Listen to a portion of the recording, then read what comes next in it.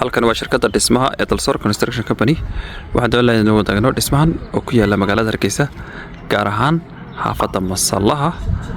degmada Dhagax way dhismahan wuxuu ku fadhiyaa dhul cabirkiisu yahay 18 mitir oo wajahdaas ah iyo 24 mitir oo wajahadana ay ku fadhiyaa waa kaarkoone wuxuu ku yaala xaafadda Masallaha runtii waa dhul qurux badan oo siman oo dhismo nooc kastaba garanaysaa ku habboon dhismahan runtii waa simple design ma aha dhismo magaranaysaa rinjiyo badan iyo wax badan leh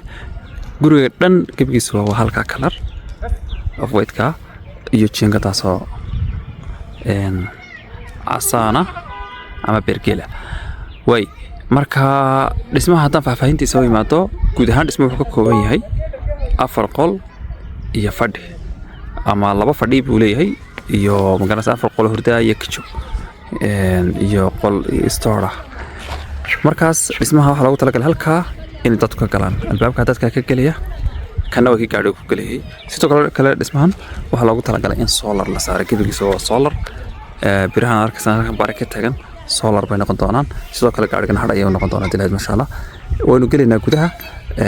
waa ila arki doontaan qaabku eegyahay marka ina mariya waxa markan sidaa u soo gallo halkan waxa weeyaan parking-kii weeyaan ilaa 3 gaari baa isdaba gali kara sidoo kale halka waxa ku yaala qolkii loogu talagalay in la dhigo alaabta ma garanaysaa ee solarka battery waxa loo dhigayo halkii solarka laga maamulayay xaqana solarka waxa la saarayay marka intan waa parking